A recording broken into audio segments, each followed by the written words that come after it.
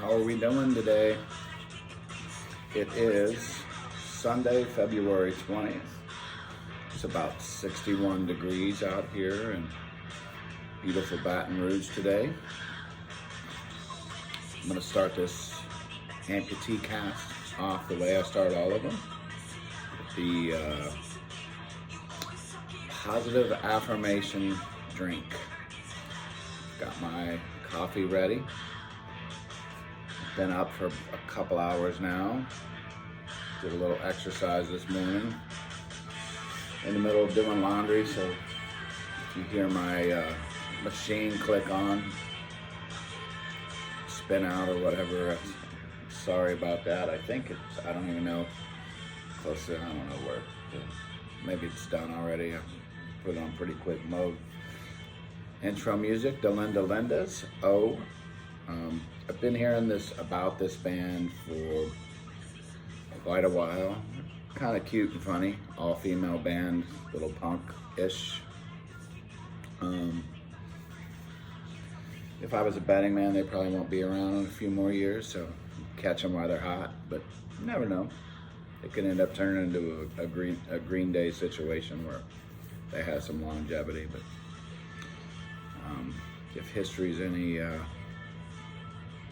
indicator, most bands end up being, it's hard to get four people to agree all the time.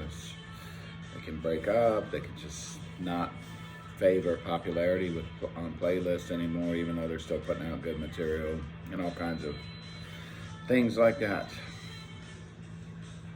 All right, so I didn't really tell anyone if they wanted to grab their drink, but I'll give a couple more, 20 more seconds or so, and we can start this thing off.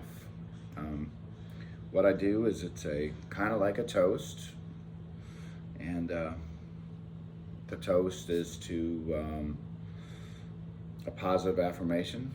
Attitude is everything. The reason I start all these videos off with this is because I really do think that your attitude, your outlook on life creates your day, your week, your month, and your year. We all have control of our destiny. It's just how we look at things, look at life, and that sort of thing. I strongly believe that luck doesn't happen. You make it happen. People that seem to have it all, typically, in my opinion, there's a reason they have it all, and that's because they made it happen. I'm a strong believer in controlling your own destiny. So hopefully you've gotten that drink by now. I've got me some coffee still. I'm still in coffee mode. I'm probably gonna drink a couple more cups before the end of the day. On the count of three, we'll say the attitude is everything and do it. Ready? 1, 2, 3. Attitude is everything.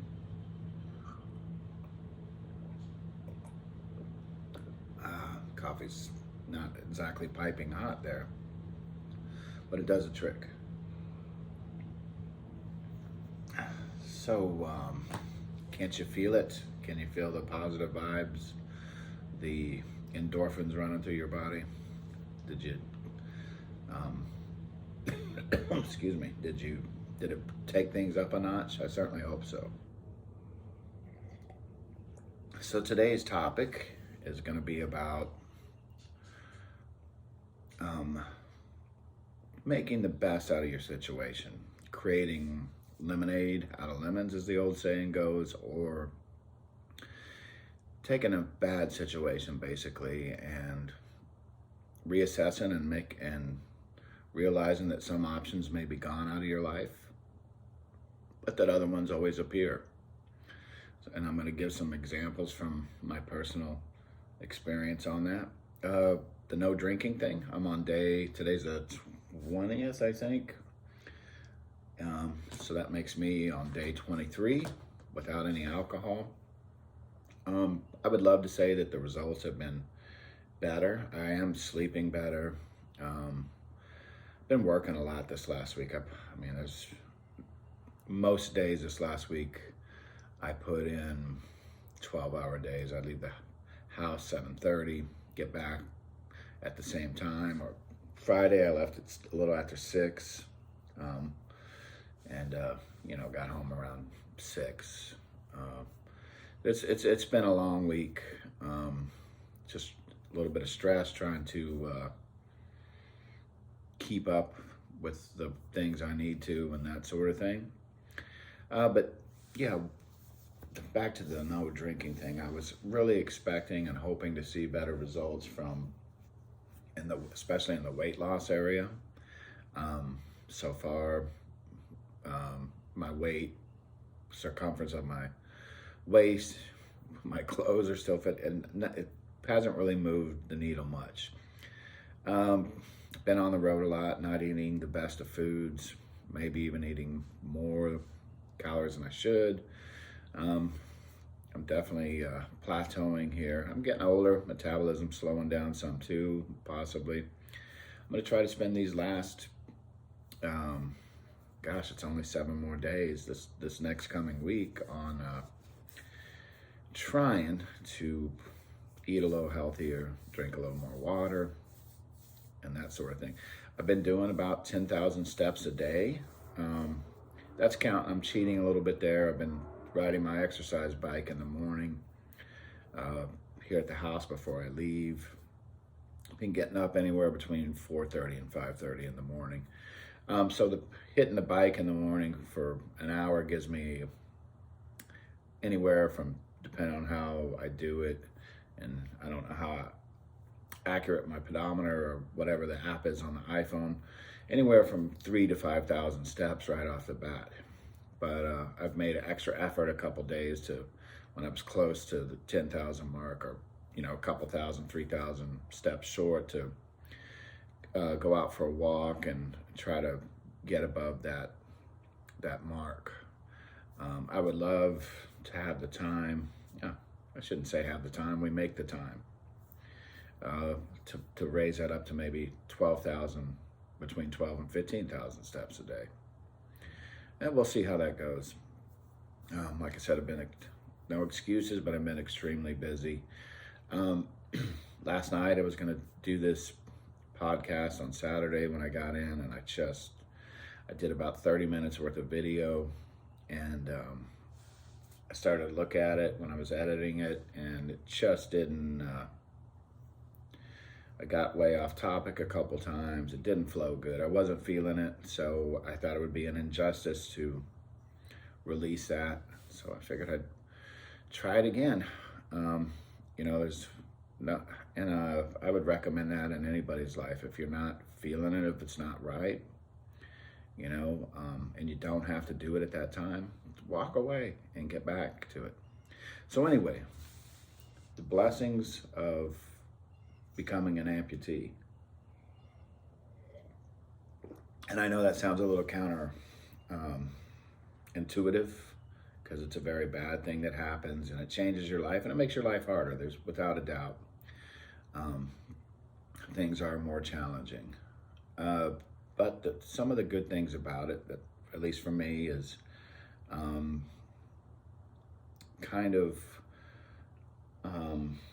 recreating, reinventing yourself. When I became an amputee, I was working at a great company, UPS, and I could probably still be working there, or maybe at this time even be close to retired.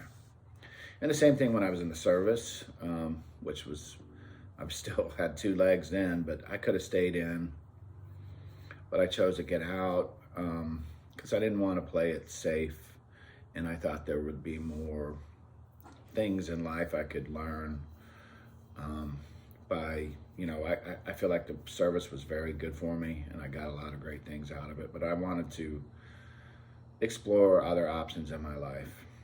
And the same thing with UPS after I became an amputee. I started volunteering as a peer visitor, and I had an opportunity to go and work for the company that was making my prosthesis at the time, and it's a very rewarding job. I'm on my, let's see here, 1, 2, 3. I'm on my 5th company in 15 years. That does maybe sound like a few, but the first 3 companies were less than 2 years apiece, and then the fourth company, I was there for 10 years, 10 plus years. Very great. It was really neat. That company was semi-small when I got there. They had 3 offices, I believe, and by the time I left, they had 23, and it was really neat to see that. But once again, it became obviously clear that the culture had changed a little bit, and it was time for us to go our separate ways. I'm still friends with a few of the people there and the owner, and I'm very thankful for that, and I'm very thankful for everything I learned. Now I'm back with a smaller company where the focus is just a little different. I don't want to degrade anybody else I've worked for before. It's just, how can I put it? The money does not seem to be the #1 concern where I'm at now. Obviously got to make money to pay the bills and that sort of thing, but we're intently focused on patient care, and I really love that. That's why I chose to come here. There are things that are a little frustrating, growing pains and stuff like that with a smaller organization, but it's been really nice, and it's been a great opportunity. Other things that were a blessing from becoming an amputee, I got a whole new career out of it, a very rewarding career. I learned to look at things differently in my life. My priorities changed a little bit. Made me really evaluate who my real friends are. Because when something like that happens to you, for those of you that have been through something like this or any other bad experiences in your life, you know your real friends are still around, and the other people seem to disappear. So that was good. I learned a lot about people. I learned a lot about myself included. Overcoming something challenging was another great lesson from becoming disabled, becoming an amputee. You know, we all go through things and hopefully learn to overcome them. I remember when I started playing football, I was not a very athletic kid at all. I started later than most kids, 8th grade. But after doing it for a while, I was good. I was very good at the position I played. And I learned a lot, overcame a lot. Same thing when I joined the Marine Corps. Very challenging, very stressful situation. Got through it, did my 4 years, learned a lot. And, you know, and other things, you know, when you take on a new job or anything, you always have to learn the position, and there's training and all that sort of thing involved. And it can be stressful, it can be hard, but once you overcome it and all that, it's a great feeling.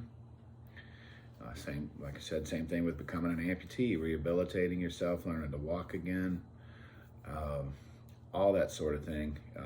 Once you reach that level where you're independent again, it's a good feeling. And you know, we don't always reach that. For a long time, I stayed with a friend of mine while I was recovering because I needed the help. And we may never reach full independence. I don't like to admit it to myself, but there are some things, I don't feel like a whole lot, but some things that I can't do that I maybe could have done before. And I certainly, a lot of those things I will still continue to try to do. I will just try to do them a little differently, do research on YouTube and all that sort of thing.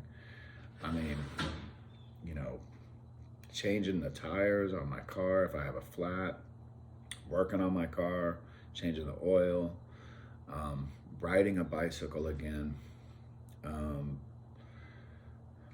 being able to do stairs,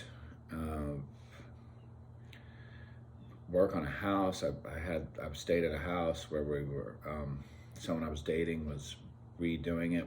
We took out a load-bearing wall and, put a beam up for support and stuff, plastering, tiling, all that kind of stuff. And those are all great skills that I learned kind of as I went. Some of them I had, when I was in college, I worked for a tiling company for a while, laying tile and that sort of thing. So there's,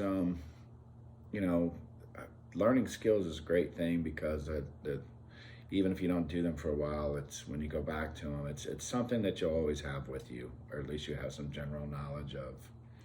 You're not starting from zero if you ever have to do that again. And then once again, it's just something that goes into your tool belt. That's a metaphor, obviously. Your tool belt, your experiences, your skills that you have with you, and a knowledge about. And I really think life that's what it's about. It's new opportunities, learning new things, new experiences, doing for yourself. There's nothing better than kind of building something. I built a bunk bed one time for I was staying with this. I had a girlfriend who had adopted a couple of kids, and I built a bunk bed, and it was really neat. It was hard work. The thing was heavy as hell.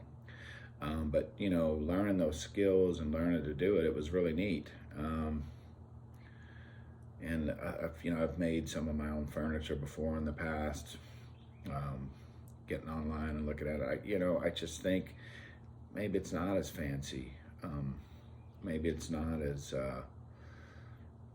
something that you would get from the furniture store or whatnot, but it's your own. Working on my motorcycle, putting the pipes on it that I wanted, customizing it, changing the oil, redoing the wiring, all those kind of things I think are very rewarding. They can be stressful, and I've bloodied some knuckles and yelled at my motorcycle, my truck, a few times working on them, gotten frustrated. I think a previous blog I had about the tail lights in my truck, and something as simple as that, and making it really a lot more complicated than it needed to be. So to wrap it up, becoming an amputee opened a new career opportunity for me. It helped me learn to overcome obstacles. It definitely helped me form a closer relationship with my mom, my family. It also helps me to be more patient. The whole process, waiting to get your prosthesis, healing, all that sort of thing it felt like a very long time. In the grand scheme of things, it wasn't, but it was, when you're healing from something like that, you really don't have any control over it, how fast you heal. All you can do is the things that are helpful to it. Not smoking is a big one that I see a lot of my patients do that actually slows down the healing process. Not eating healthy, exercise the best you can, all these things just like any other medical condition that you're trying to deal with. And I don't want to get into it too much, but I feel like that's been a big missed opportunity during this whole COVID thing. I haven't heard the government one time mention, CDC, or healthy lifestyle, vitamin D, getting exercise, eating better, lose weight. I haven't heard a whole lot of that. All I've heard is get vaccines. And it's been kind of odd that they haven't talked about the basic things you can do to help your immune system. But that's another subject for another time, I suppose. So as I was saying, new career, overcoming obstacles, forming closer relationship with family and some friends, and reevaluating some of your friends and what's important, changing what your priorities are in life. You know, I feel so blessed to be able to get out of bed every day and be able to walk and share my experience with other people. Um, it's really rewarding, and you know, after not being able to walk for several months, 4 or 5 months, and then getting back to being able to do it again, it really is a blessing. Felt like a blessing. It was amazing. And then forming a better relationship with my higher power too. Definitely something that happened when I went through this experience. Every day in the morning I pray. That was something that I didn't do that the whole time that I've been an amputee. I've kind of gone back and forth with it. The company that I'm working with now, they're actually pretty religious. The owner's very religious. He's not pushy about it or anything like that, but in a lot of ways I felt like God pointed me towards coming to this new position I have. And every day I say a prayer of thanks for the opportunities that I've been given, for the skills and the gifts that have been given to me naturally, and for the ability to go out and share and touch some lives and be touched by some lives.